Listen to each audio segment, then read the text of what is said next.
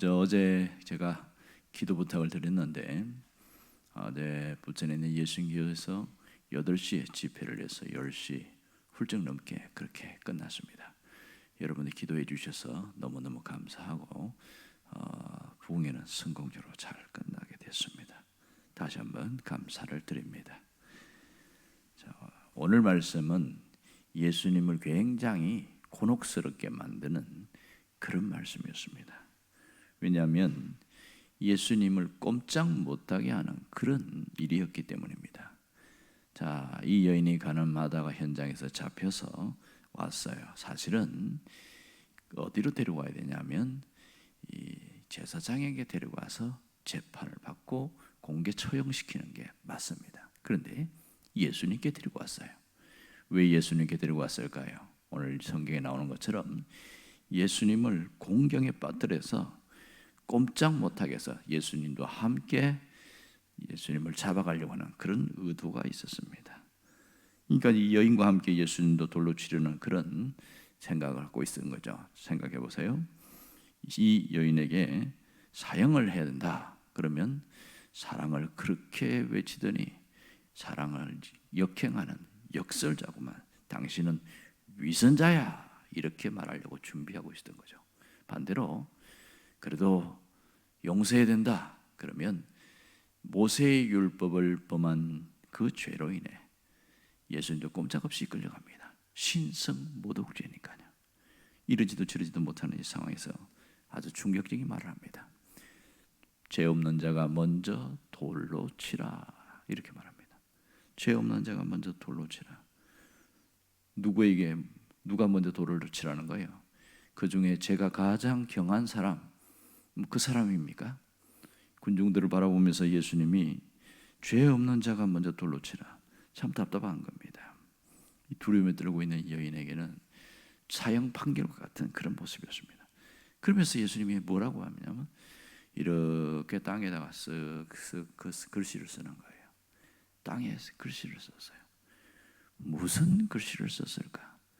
제가 이 본문을 보면서 궁금하더라고요. 그래서 여러 주석자들이 땅에 쓴 글씨가 뭘까? 대략 두 가지로 추정하는데, 하나는 악행을 대변하는 그 군중들에 있는 그들의 각자 찔릴 수 있는 그런 글씨를 썼을 것이다. 또 하나는 모세 오경에 나오는 성경 구절을 썼을 것이다. 아마도 레위기 20장이나 신명기 22장에 나오는 그 말씀을 쓰면 찔리게 돼 있어요. 그렇게 썼 거다. 그런 얘기를 하는 겁니다. 무슨 내용인지는 잘 모르지만 분명한 것은 땅에 글씨를 썼다는 겁니다. 그러면 예수님이 왜 이렇게 하셨을까요? 이것은 이 여인을 끌고 온 그들의 의도를 알고 있기 때문에 그렇습니다. 예수님은 재판권을 행사하지 않으셨어요. 죽음의 위기에서 오히려 그 여자를 건져주는 놀라운 반전이 일어나고 있습니다. 여기서 죄 없는 자가 누구일까요? 사실은 하나도 없습니다. 여기서 죄 없는 자가 누가 있을까요? 그러니 돌을 들었다가 돌을 놓을 수밖에 없는 것이죠. 죄 없는 자는 오직 하나님밖에 없습니다. 하나님보다 더 뛰어난 사람이 누가 있겠냐고요. 결국은 양심의 찔림을 받고 돌아갑니다. 생각해 보세요. 예수님 땅에다가 쓱 글씨를 썼어요. 제일 먼저 누가 먼저 왔을까요? 그 중에 가장 어른인 바리새인 중에 한 사람이 싹 쳐다보고 찔려서 슬금슬금 뒤로 피했겠죠. 그 다음 율법사가 보고 피했겠죠. 또 옆에 있는 사람들이 피했겠죠. 결국은 그 많은 사람들 돌을 들고 왔다가 땅에 쓴 글씨를 보고 다 피해갔습니다. 그 다음에 예수님이 이렇게 이야기합니다. 주변에 누가 있냐? 아무도 없나이다. 근데 예수님이 한마디 하십니다. 11절에 보면 나도 너를 정죄하지 아니하노니 이럽니다. 놀라운 것은 예수님은 이 여인을 정죄하지 않았습니다. 분명히 죄가 있는데 정죄하지 않았어요. 이것은 예수님이 이 땅에 오신 목적이 무엇인지를 정확하게 얘기해 주고 있습니다. 예수님은 죄를 용서하고 죄 문제를 해결해 주러 오셨다는 것을 여인의 모습에서 주님이 하신 말씀을 통해서 깨달을 수 있는 것이죠. 그리고 또 하나는 뭐라고 그러냐면 가서 다시는 죄를 범하지 말라. 여기는 몇 가지 의미가 담겨 있습니다. 하나는 너를 돌로 치려 하는 자들을 더 이상 두려워하지 말라. 이 의미가 있고요. 또 하나는 죄책감에 눌려서 살지 말라. 그리고 또 하나는 이제는 죄된 생활에서 돌아서라. 결국 세 가지를 합치면 회복의 메시지인 것을 알 수가 있습니다. 놀라운 사랑이요, 놀라운 은혜입니다. 만일 이 여인이 그날 예수님을 만나지 않았다면 꼼짝없이 공개 처형당하고 말았을 겁니다. 오늘 이 사건을 통해서 우리에게 주시는 하나님의 메시지가 있습니다. 그것은 하나님의 사랑이 뭐냐, 하나님의 은혜가 뭐냐, 이걸 잘 보여주고 있습니다. 하나님의 사랑은 죄를 덮어주고 하나님의 은혜는 죄를 이기게 합니다. 하나님의 사랑은 죄를 덮어주고 하나님의 은혜는 죄를 이기게 합니다. 성경에 보면 사랑은 허다한 죄를 덮느니라 그랬습니다. 결국은 은혜가 모든 것을 이기게 한다는 겁니다. 뭘 이기게 할까요? 은혜는 죄를 이기게 만듭니다. 비판과 판단과 정죄를 이기는 것이 은혜고 죄책감을 이기게 만드는 것이 은혜입니다. 또한 은혜는 심판을 이기게 만듭니다. 하나님의 은혜는 이 심판에 이르지 아니하게 한다는 놀라운 메시지가 이 속에 깊이 담겨 있습니다. 하나님께서 오늘 우리에게 원하는 의도가 뭔지를 여기서 잘 파악됩니다. 하나님은 우리가 죽음의 현장에서 구원받은 이 여인처럼 살기를 원합니다. 우리는 이미 예수를 믿었어요. 예수를 믿은 자는 하나님의 자녀라고 그렇게 말합니다. 하나님의 자녀는 어떻게 살아야 되냐? 그걸 오늘 잘 보여주고 있는 것이죠. 사실 우리는 죄로 인해서 죽을 수밖에 없는 운명을 갖고 태어난 자들입니다. 하지만 예수님을 믿음으로 인해서 죄와 저주의 문제는 예수님이 싹 해결했다는 것을 알고 있습니다. 여러분, 가장 중요한 것은 내가 예수를 믿음으로 죄 문제가 해결되었고 죄책감이 없어지고 더 이상 죄와 상관없는 자로 그렇게 자유한 자로 살아간다는 것, 이거보다 귀한 게 없는 거예요. 사람들을 만나보면 의외로 죄책감에 짓눌린 사람이 상당히 많습니다. 죄의식에 사로잡힌 사람들이 많습니다. 예수를 믿는데 죄의식에 사로잡혀 있어요. 그래서 늘 짓눌려 있는 것이에요. 굉장히 안타깝습니다. 기도해도 하나님, 이 벌레 같은 못난 죄인을 이럽니다. 상당히 겸손해 보이는데 대화를 해보면 겸손하지 않아요. 짓눌려 있는 거예요. 이건 아니다. 왜 그럴까요? 죄 사함의 확신이 없어서 그래요. 여러분, 우리에게 죄 용서받음의 확신은 얼마나 중요한지 모릅니다. 그것은 우리를 자유하게 만듭니다. 주님이 우리에게 오신 것은 더 우리를 옥죄고 꼼짝 못하게 하려는 게 아니라는 것을 알아야 됩니다. 죄 사함의 확신을 갖고 살아가는 것, 이것이 한마디로 줄이면 은혜 의식을 갖는 것이다. 내가 주님의 은혜로 완전히 자유한 자가 되었다. 늘 주님의 은혜가 아니면 살아갈 수 없는 나는 존재다. 그것을 생각하고 살아가는 것을 은혜 의식을 가진 사람, 이렇게 말합니다. 우리에게 필요한 것은 내가 하나님의 은혜로 살아가는 자란 그 은혜 의식이 꼭 있어야 됩니다. 여러분, 같은 모습으로 신앙생활 하는데도 내가 하나님의 은혜를 많이 받은 자다, 그것을 생각하고 사는 사람과 그것을 생각하지 않는 사람은 굉장히 차 있습니다. 은혜의식의 정반대는 뭘까요? 당연의식입니다. 당연하다는 거예요. 사람도요, 뭔가를 해주면 고맙다고 말하는 사람이 있고 아무렇지 않게 당연하게 여기는 사람이 있습니다. 그러면 해주는 사람이 피로감이 생겨요. 해주면 해줄수록 내가 언제까지 이 짓을 해야 되나, 그런 피로감이 생깁니다. 그런데 해줄 때마다 고맙다고, 덕분이라고 그렇게 말하면요, 뿌듯함이 생기고 해줄수록 기쁨이 생겨요. 왜 그렇습니까? 똑같은 행동을 하는데도 먼저는 은혜 의식을 갖고 대하고 있고, 또 한 사람은 당연 의식으로 대하니까 이런 모양이 생기는 거예요. 신앙도 마찬가지입니다.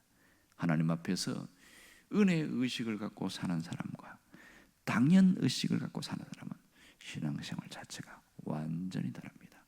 우리의 신앙을 풍요롭게 하는 것은 은혜 의식을 갖고 살아가는 거예요.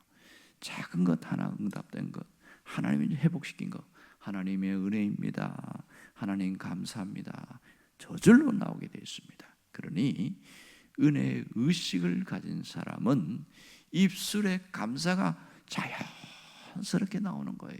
입에 발린 감사가 아니고 진심으로 하는 감사가 나오는 거예요. 놀라운 것은 그 감사는 내 모든 삶을 바꿔놓습니다. 먼저 내 영혼이 살아나기 시작하고 병든 영혼이 아닌 건강한 영혼이 되는 거예요. 내 마음이 깨끗해지기 시작하고 감사는 내 육체가 회복되기 시작하는 겁니다.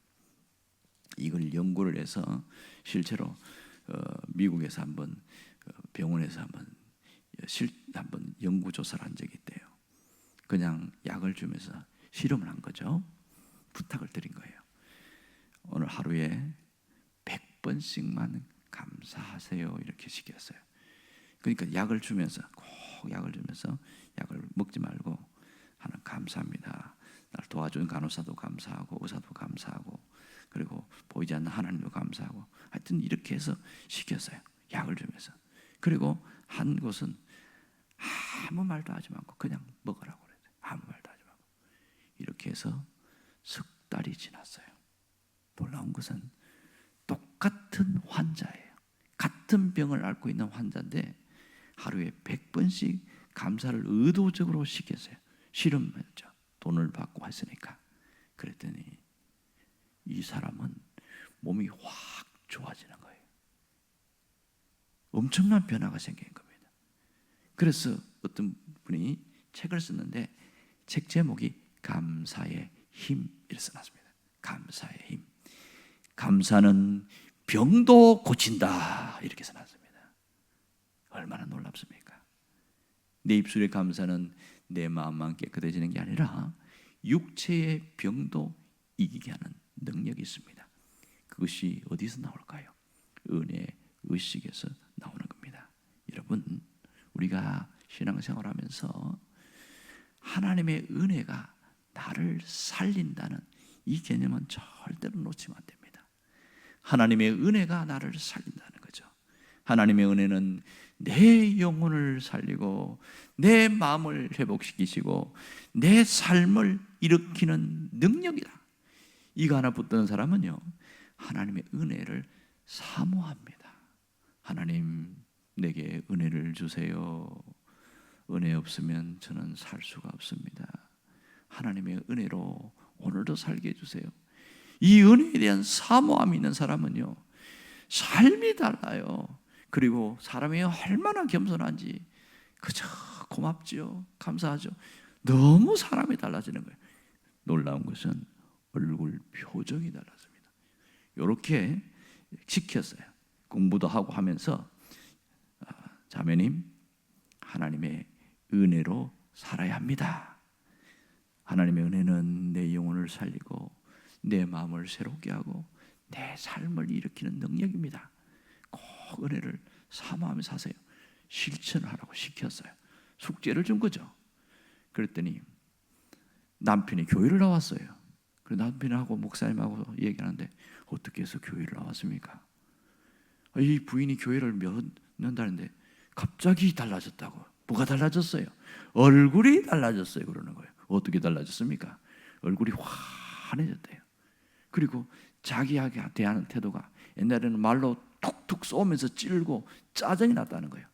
교회 다닌다면서 왜 이 모양이냐. 항상 불만이 있었는데 부드러워진 거예요. 말이 부드러워지는 거예요. 놀랍지 않습니까? 이렇게 은혜는 삶을 일으키는 능력입니다. 내가 바꿔야지 해서 바뀐 게 아니에요.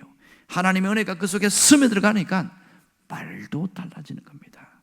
놀라운 것은 우리의 지친 영혼은 하나님의 은혜가 스며들어가면 살아나게 되어 있습니다. 놀라운 것은 내가 사는 힘은 은혜밖에 없습니다. 그랬을 때 우리 인생은 온전히 회복되어집니다.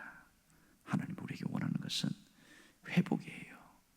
하나님이 우리는 병든 영혼, 지친 영혼, 그리고 마음도 상하고 그렇게 사는 걸 원치 않습니다. 모두가 은혜롭게 살기를 원하잖아요. 신앙생활 잘하고 싶어요. 그 비결이 뭔지를 자꾸 놓쳐버려요. 다 아는데, 다 들었는데 싹 지워져 버렸어요. 어떤 사건 하나가 들어오면서 지워지고 마음이 상하면서 지워져 버리고 지워져 버렸어요. 하나님의 은혜가 부어지기만 하면 우리는 살아남을 수 있습니다. 살아날 수 있어요. 오늘 우리가 기도할 것은 그겁니다. 하나님의 은혜를 붙들고 살기를 원합니다. 하나님의 은혜를 사모하며 살게 하옵소서.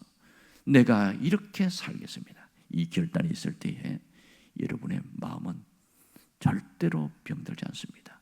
여러분의 신앙은 절대로 병들지 않습니다. 오히려 더 건강해지고 더 여유로워지고 더 넉넉해지고 사람을 살리는 자가 되어지는 것이죠. 나도 살고 다른 사람도 살리는 이런 은혜로 충만한 사람 되기를 간절히 바랍니다. 기도하겠습니다.